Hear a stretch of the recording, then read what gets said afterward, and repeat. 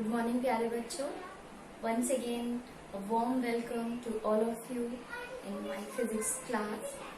We were discussing chapter electricity and in the last term we have discussed the topic heating effect of electric current. हमने पढ़ा था विद्युत धारा का ऊष्मीय प्रभाव. तो इसके बारे में जल्दी से रिवाइज कर लेते हैं. हमने क्या डिस्कस किया था? Heating effect of electric current. Whenever electric current is passed through a wire or a conductor, the wire becomes hot. A heat is generated in the wire or in the conductor and it becomes hot. This is called heating effect of electric current. तो हमने discuss किया था कि जब भी किसी तार से या धातु से आपकी विद्युत धारा प्रवाहित होती है तो उसमें ऊष्मा उत्पन्न होती है और वो तार गर्म हो जाता है. इसी को बोलते हैं विद्युत धारा का ऊष्मीय प्रभाव. और इसका रीजन भी हमने डिस्कस किया था कि ऐसे क्यों होता है. मान लीजिए कि ये एक तार है कॉपर का. इसमें कॉपर के एटम्स हैं और फ्री इलेक्ट्रॉन्स हैं, मुक्त इलेक्ट्रॉन हैं. ठीक है. जब हम इसे किसी सेल से कनेक्ट करते हैं तो यहाँ पर पोटेंशियल डिफरेंस सेटअप हो जाता है.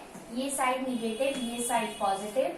निगेटिव नेगेटिव रिपल्शन होता है और इलेक्ट्रॉन इस साइड, इस टर्मिनल की तरफ, पॉजिटिव टर्मिनल की तरफ मूव करना स्टार्ट कर देते हैं. चलते हुए while moving towards the positive end, they collide with other atoms or other free electrons, and these collisions are termed as resistance. Due to this resistance, there is a loss of kinetic energy. Since electrons are moving, so they have kinetic energy. Due to this collisions, they lose their kinetic energy, and in this way, the kinetic energy gets converted into heat energy. Because we know in class 9 we have studied that energy cannot be created nor be destroyed, but it can transform from one form to another form. हमने discuss कर चुके हैं हम class 9 में कि energy ना ही बनती है ना ही नष्ट होती है, बल्कि एक रूप से दूसरे रूप में स्थानांतरित होती है. तो ये जो इलेक्ट्रॉन्स की काइनेटिक एनर्जी है, जब ये कोलाइड करते हैं तो ये किसमें कन्वर्ट हो जाती है? हीट एनर्जी में. मैंने आपको बताया था कि ये अपनी एनर्जी इस आयन को दे देते हैं और वो आयन्स मूव करने लगते हैं, वाइब्रेट करने लगते हैं, जिसकी वजह से जो तार होता है वो गर्म हो जाता है. आप सिर्फ इतना याद रखिए कि ये अपनी काइनेटिक एनर्जी किसमें कन्वर्टेड कर देते हैं? हीट एनर्जी में, ड्यू टू कोलिजन्स. ठीक है, टकराने की वजह से. तो इस तरीके से यहाँ पर तार क्या हो जाता है? गर्म हो जाता है. और इसी इफेक्ट को बोलते हैं heating effect of electric current. Electric current का सिर्फ हीटिंग इफेक्ट ही नहीं होता है, एक इफेक्ट और होता है जो आप नेक्स्ट चैप्टर में पढ़ेंगे. तो अभी हम सिर्फ इतना डिस्कस करते हैं जो इस चैप्टर में है. तो तार क्या होता है? गर्म हो जाता है. इसी को बोलते हैं heating effect of electric current. अब हम डिस्कस करेंगे हीट कितनी जनरेट होती है, एनर्जी कितनी लूज होती है, या वर्क डन कितना होता है जब इलेक्ट्रॉन्स मूव करते हैं. तो ये सेल, ये बैटरी कितना वर्क करती है, सारे फॉर्मूले हम डिस्कस करते हैं. अभी तक हमने फॉर्मूला पढ़ा है इलेक्ट्रिक चार्ज का, Q is equal to N into E. हमने फॉर्मूला पढ़ा है इलेक्ट्रिक करंट का, I is equal to Q upon T. Potential difference का, V is equal to W upon Q. Current का, I is equal to Q upon T. हमने पढ़ा है formula Ohm's law, V is equal to I into R. Resistance का, R is equal to rho L upon A. तो ये सारे फॉर्मूले हमने डिस्कस करे, लेकिन हमने अभी कोई भी हीट या एनर्जी का फॉर्मूला डिस्कस नहीं किया है. तो अब हम देखेंगे एनर्जी के फॉर्मूले. तो देखिए, सबसे पहले आप एक चीज बहुत अच्छे से ध्यान रखिए. वो चीज क्या है? सेल जितना वर्क डन करती है इलेक्ट्रॉन को एक पॉइंट से दूसरे पॉइंट में सर्किट में मूव कराने में, ठीक है, वो वर्क डन किसके बराबर होता है? एनर्जी के बराबर होता है. ठीक है, जितनी, क्योंकि work done is associated with energy. So work done किसके बराबर होता है? एनर्जी के बराबर होता है. और एनर्जी ही, काइनेटिक एनर्जी ही किसमें चेंज होती है? हीट में। तो वो किसके बराबर होता है? Heat produced. यानी work done is equal to energy is equal to heat. ये तीनों के फॉर्मूले सेम है, तीनों के फॉर्मूले सेम है। ये चीज बिल्कुल आप अच्छे से ध्यान रखिए कि work done is equal to energy is equal to heat. ठीक है, किया गया कार्य, ऊर्जा और ऊष्मा उत्पन्न, तीनों के फॉर्मूले सेम होंगे, जो भी हम अभी डिस्कस करने जा रहे हैं। और जो फॉर्मूले we are not going to discuss, they are also called relation between V I T, okay, and R. They are also called relation between V I T and R. Potential difference, current, time और resistance के बीच में ये relation भी देते हैं। अभी just आप लोगों ने देखा होगा, पिछले वीक आपको एक कोर्स मिला था, updated course of UP board, 30% course reduce हो गया है। तो उसमें जो आप अगर देखेंगे तो उसमें दिया होगा relation between V I T and R, यानी इन्हीं फॉर्मूले के बारे में बात हो रही है।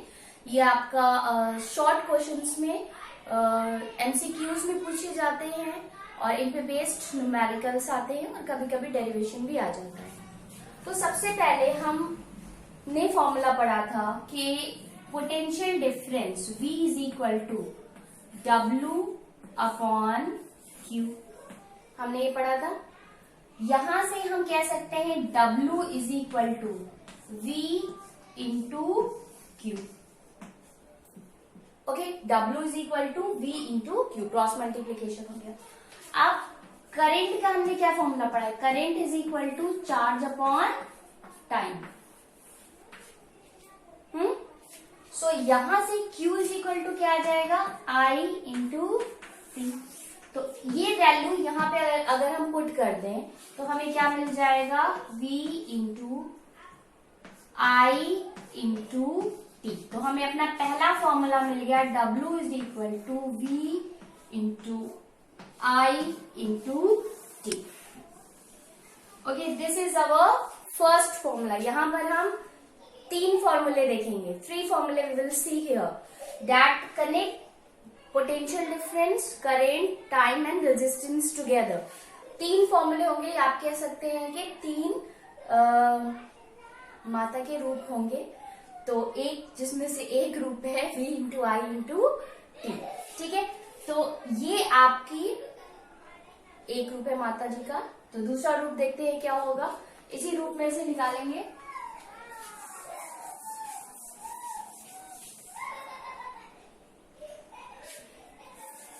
तो हमें यहाँ पर एक फॉर्मूला मिल गया, W is equal to V I T। अब ओम्स लॉ के according, V is equal to क्या होता है? I R। ये वैल्यू हम यहाँ पर पुट करते हैं, यहाँ पर पुट करेंगे तो ये आ जाएगा V की जगह हमने पुट किया IR और ऑलरेडी IT यहाँ पर है। I और I मिलकर क्या बन जाएंगे? I square R T। तो ये आपका क्या हो गया? दिस इज द माता जी का सेकेंड रूप, ठीक है। This is the second formula which will connect V, I and T together. Here V is not there, here I, R and T are together. And this work done, these all work done is equal to energy and the heat produced. तो अगर मान लीजिए किसी numerical में आपसे work done पूछा जाता है, आपने ये फॉर्मूला लगा दिया, उसी में पूछा जाए and tell heat also produce, तो जो आप निकालेंगे वर्क डन उतनी ही हीट प्रोड्यूस होगी और उतनी ही एनर्जी होगी आपकी, ठीक है। तो अब हम देखेंगे थर्ड फॉर्मूला। तो अब हम क्या करेंगे, यहां पर हमने W is equal to VIT दोबारा लेकर चलेंगे और इस बार हम V की जगह I की वैल्यू पुट करेंगे। तो I इज इक्वल टू क्या होता है? V upon R। तो यहां पर अगर हम I की जगह रख दें V upon R into T, okay. तो ये V और ये V मिलकर हो जाएंगे V square upon T into T upon R। तो हमें एक और फॉर्मूला मिला, W is equal to V square T upon R। So we have three formulas of work done by a electric current or heat produced in an electrical circuit or energy of the electrons. So we have three formulas. W is equal to VIT, W is equal to I square RT and W is equal to V square T upon R. Okay, मात्रा का तीसरा रूप. So we have three formulas and these three forms are very important in case of numericals, in case of MCQs or very easy to derive also. आप starting करेंगे potential difference से, V is equal to W upon Q, so W is equal to V into Q. फिर आप Q की value put करेंगे, Q is equal to I into T, आपको मिल जाएगा पहला फॉर्मूला. फिर आप ओम्स लॉ से एक बार V की वैल्यू रखिए, एक बार I की वैल्यू रखिए, आपको दोनों फॉर्मूले मिल जाएंगे. तो इन शॉर्ट हमारे पास तीन फॉर्मूले आए. That work done by a electric current in an electric socket, energy of the electrons and heat produced in the circuit when electric current passes is V into I into T, V square into T upon R or I square R T. These three formulae we need to learn. They are very important and they gives you relation between V, I, R and T. Okay. Next topic which we are going to discuss is electric power. Next topic we are going to discuss is electric power. तो power क्या होता है, जिसे हिंदी में क्या बोलेंगे, शक्ति, सामर्थ्य, शक्ति. आपने क्लास 9th में पढ़ा होगा that rate of doing of work is called power. Rate of doing of work is called power. यानी कि वर्क कितनी तेजी से हो रहा है, वर्क करने की जो स्पीड होती है दैट इज कॉल्ड पावर. मान लीजिए कि दो मशीन काम कर रही हैं, तो किसका पावर कितना हाई है, तो वो मशीन जिसका पावर ज्यादा हाई होगा वो ज्यादा तेजी से काम करेगी और दूसरी मशीन जिसका पावर कम होगा वो कम तेजी से काम करेगी. जैसे आपकी जो फैन होता है, अगर उसकी पावर रेटिंग ज्यादा है तो उसकी स्पीड भी ज्यादा होगी. ठीक है. फैन का वर्क क्या होता है, हवा देना, तेजी से चलना. जब वो घूमता है काइनेटिक एनर्जी प्रोड्यूस करता है तो हमें हवा मिलती है. तो अगर दो फैन है, एक का पावर रेटिंग ज्यादा हाई है दूसरे से, तो उसका वर्क डन ज्यादा होगा दूसरे से, तो उसकी जो स्पीड होगी वो ज्यादा होगी, उसकी हवा ज्यादा होगी. और जिसकी स्पीड कम होगी, जिसकी पावर रेटिंग कम होगी, उसकी हवा भी कम होगी. So rate of doing work is called power. Power is equal to W upon T. Okay. अभी हमने वर्क डन के तीन फॉर्मूले पढ़े हैं. ठीक है. तीनों फॉर्मूले यहाँ पे पुट कर देते हैं, हमें पावर के भी तीन फॉर्मूले मिल जाएंगे. पहला फॉर्मूला हमने क्या पढ़ा था, V into I into T. T और T कैंसिल हो जाएगा तो हमें फॉर्मूला मिलेगा V into I. Power is equal to V into I. दूसरा फॉर्म पुट करते हैं, V square T upon R. यहाँ पे भी T और T कैंसिल हो जाएगा तो दूसरा फॉर्मूला मिलेगा V स्क्वायर अपॉन R. तीसरा फॉर्म पुट करते हैं. तीसरा फॉर्म क्या था हमारा, I square R T upon T. ये T और ये T कैंसिल हो जाएगा तो दूसरा फॉर्मूला मिलेगा I square into R. So we have three formulas of power again. जो आप वर्क डन में याद रखेंगे वही पावर के फॉर्मूले होंगे, बस इसमें से टाइम गायब हो जाएगा. सारे फॉर्मूले वही होंगे, बस इसमें से टाइम गायब हो जाएगा क्योंकि पावर का फॉर्मूले में अपॉन टी होता है तो वहां से टाइम कैंसिल हो जाएगा. तो हमें तीन फॉर्मूले मिले पावर के. कौन कौन सा फॉर्मूला मिला, P इज इक्वल टू, एक तो आपका बेसिक फॉर्मूला है WT, फिर मिला V इंटू आई, फिर मिला V स्क्वायर अपॉन R और मिला I स्क्वायर इंटू R.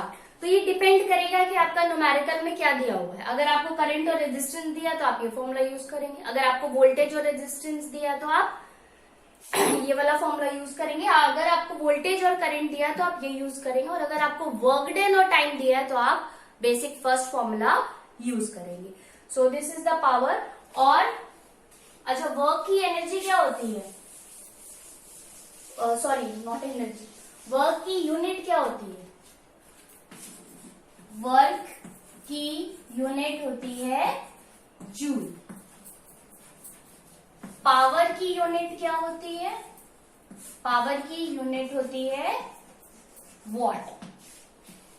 ठीक है, ये क्या है? ये एसआई यूनिट है। These are SI units. So SI unit of work is joule, SI unit of power is watt. Work done is equal to energy, तो एनर्जी की भी एसआई यूनिट क्या होती है? जूल। तो ये जूल किसकी और यूनिट होती है? एनर्जी की भी एसआई यूनिट होती है। Heat is also a form of energy, तो हीट की यूनिट भी क्या होगी? जूल होगी। अब ये तो एसआई यूनिट हुई। दूसरी यूनिट हीट की क्या होती है, या एनर्जी की दूसरी यूनिट क्या होती है? कैलोरीज। जो कैलोरीज होती है ये एनर्जी की बिगर यूनिट होती है, बड़ी यूनिट होती है। और जूल क्या होती है? वो उसकी छोटी यूनिट होती है, बेसिक यूनिट होती है, एसआई यूनिट होती है, लेकिन वो जूल मतलब कम में एनर्जी, और कैलोरी मीन ज्यादा में एनर्जी। तो आपने देखा होगा जो एनर्जी ड्रिंक्स होती हैं या जो सॉफ्ट ड्रिंक्स होती हैं, ये बहुत से ऐसे इडिबल आइटम्स होते हैं, उसके पीछे उनकी कैलोरीज लिखी रहती है कि वो इनटेक करने पे हमें इतनी कैलोरी की एनर्जी मिलेगी। तो वो कैलोरीज क्या होती हैं? Calorie is the unit of energy, a bigger unit of energy which contains joule. Joule is the smaller unit, and 1 calorie is equal to 4.2 joules. ये होता है आपका अप्रोक्सीमेटली 4.18 जूल, जिसे अप्रोक्सीमेटली आप 4.2 जूल भी लिख सकते हैं। ठीक है, तो ये रिलेशन आपका आता है एमसीक्यूज में, न्यूमेरिकल्स में पूछा जाता है। 1 calorie is equal to 4.18 joule और अप्रोक्सीमेटली 4.2 जूल। अब हम डिस्कस करेंगे पावर की अदर यूनिट्स के बारे में। So we have read relation 1 calorie is equal to 4.2 joule, just we have discussed it. और अगर आपसे जूल में पूछा जाए, so 1 joule is equal to 1/4.2 calories. Okay, and using this you may convert joule into calorie और calorie into joule. Next हमने discuss किया था पावर की जो एसआई यूनिट होती है वो वॉट होती है। वॉट से भी कुछ बिगर यूनिट भी होती है, बड़ी यूनिट्स भी होती हैं। बिगर यूनिट्स ऑफ पावर आपकी होती किलो वॉट, मेगा वॉट और हॉर्स पावर। हॉर्स पावर सबसे बड़ी यूनिट होती है पावर की। इसमें ये जो आपने देखा होगा, जो जब आप रेलवे में रेल के थ्रू ट्रैवल करते हैं, तो आपने देखा होगा जो इंजिन्स प्लेटफॉर्म पे खड़े रहते हैं, उसमें लिखा होता है उसकी जो पावर होती है वो हॉर्स पावर में लिखी होती है, HP। ठीक है, ये हॉर्स पावर यानी बिगर यूनिट है आपकी पावर की। जो इंजिन्स वगैरह होते हैं, जनरेटर्स होते हैं, उनकी जो पावर रेटिंग होती है वो हॉर्स पावर यूनिट में दी जाती है। 1 horse power is equal to 746 watts. 1 horse power is equal to 746 watt. 1 kilo watt, देखिए किलो में कितना होता है, किलो का मतलब ही है 1000। So 1 kilo watt is equal to 1000 watt, जिसे हम 10 की पावर 3 वॉट लिखते हैं। 10 की पावर 3 का मतलब जितनी पावर उतनी जीरो, इट मीन्स 1000।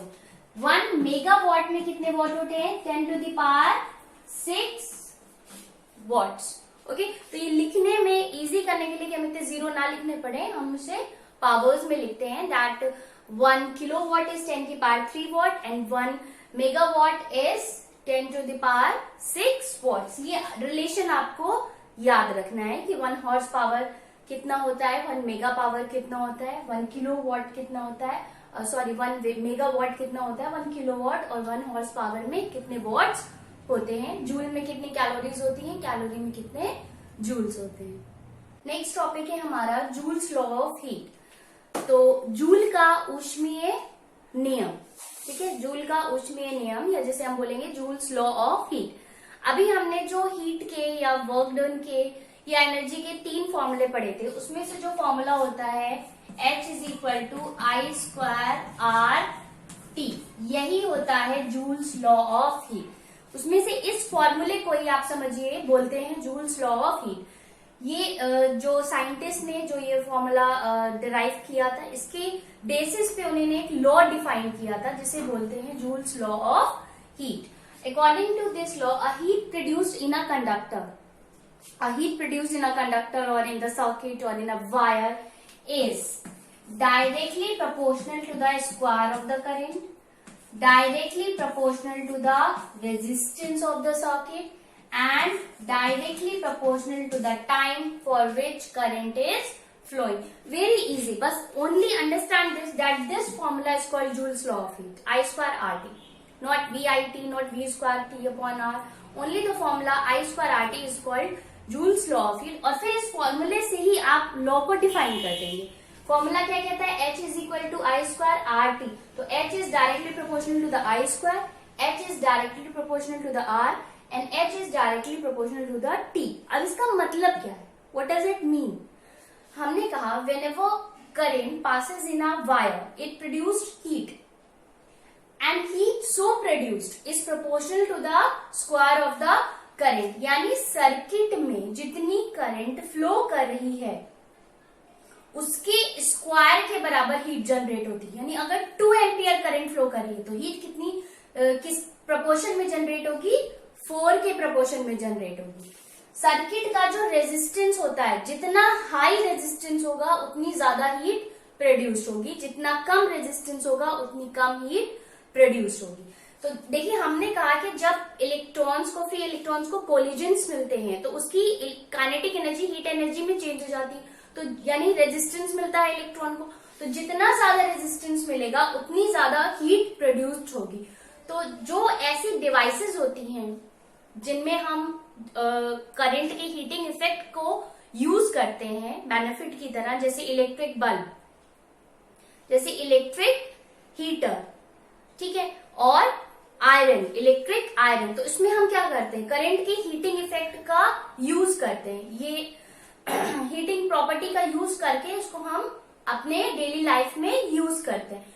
तो इन सारी डिवाइसेस में रेजिस्टेंस क्या होता है? वायर का वो बहुत हाई रखा जाता है। ऐसा मटेरियल चूज किया जाता है जिसका रेजिस्टेंस हाई हो। और हम पढ़ चुके हैं कि एलॉयज का रेजिस्टेंस मेटल्स के कंपैरिजन ज्यादा होता है अधातु का, मिश्र धातु का। तो इसीलिए इन सारी डिवाइसेस में जितनी भी हीटिंग डिवाइसेस होती हैं, electrical heater, bulb and electric iron, इन सब में, या गीजर, इन सब में जो वायर लिया जाता है, जो तार लिया जाता है, जो हीटिंग एलिमेंट लिया जाता है, उसका रेजिस्टेंस बहुत ज्यादा हाई रखा जाता है, क्योंकि जितना हाई रेजिस्टेंस होगा उतनी ज्यादा हीट प्रोड्यूस होगी। और heat produce is directly proportional to the time, यानी कि वो टाइम जिसके लिए हीट प्रोड्यूस होगी, तो जितनी देर तक आप उसे यूज करेंगे उतनी ज्यादा हीट प्रोड्यूस्ड होगी। ठीक है, जितने कम टाइम के लिए आप उसे यूज करेंगे उतनी कम हीट प्रोड्यूस्ड होगी। तो आपको बस इतना याद रखना है, this is called Joule's law of heating, और बस इसको ऐसे ही आप लिख देंगे कि heat produce is directly proportional to the I square, directly proportional to the R, and directly proportional to the T. अब आपका जितने भी इसमें वो था आपका in daily life the applications of heating effect of electric current in daily life has been cut from the board this year only. इस साल पैंडेमिक कोविड-19 की वजह से आपके ये सारे टॉपिक इस चैप्टर से हटा दिए गए हैं, सिर्फ इस साल के लिए। यानी आपको नहीं पढ़ने हैं, आपको सिर्फ यहीं तक पढ़ना है। इस यहाँ तक के नोट्स मैंने पिछले वीक ही आपको प्रोवाइड कर दिए थे। अब इसके बाद नेक्स्ट वीक से हम लोग न्यूमेरिकल सॉल्व करेंगे। उसमें जितने भी इंपॉर्टेंट या मुझे लगेंगे जो डिफरेंट टाइप्स के न्यूमेरिकल हैं वो मैं आपको सॉल्व करा दूंगी। और अगर आपको कोई प्रॉब्लम होगी तो सैटरडे को जो क्वेश्चन आंसर राउंड होता है उसमें आप ग्रुप पे भेज दीजिएगा, मैं उसका सोल्यूशन आपको ग्रुप पे ही सेंड कर दूंगी। Personal messages not allowed. Whatever you have query, whatever you have problem, send me in the group during question answer hour on Saturday, and I'll send the solution on the same day. Okay, on the same day, or maybe in the next day. Maybe I'll try to send on the same day. I'll send the solution, and I will solve maximum numericals. Maximum I will solve. Don't worry about it. और उसके बाद मैंने आप लोगों से promise किया था कि मैं लाइट के न्यूमेरिकल सॉल्व करूंगी, तो मैं लाइट के न्यूमेरिकल्स भी सॉल्व करूंगी. नोट्स मैं आपको पहले ही प्रोवाइड कर चुकी हूँ सब लोगों से. Hopefully I expect all of you to copy it in your fair copy. और अब कोर्स रिडक्शन सबको पता चल गया है, तो आपकी डोमेस्टिक वायरिंग नहीं आ रही है, आपकी application electric iron, heater, plug, switch, ये सब कुछ भी नहीं आ रहा है. सिर्फ जहां तक मैंने नोट्स प्रोवाइड किया है वहीं तक आपको पढ़ना है. अब इसमें एक चीज और हम डिस्कस करते हैं, commercial unit of electric energy.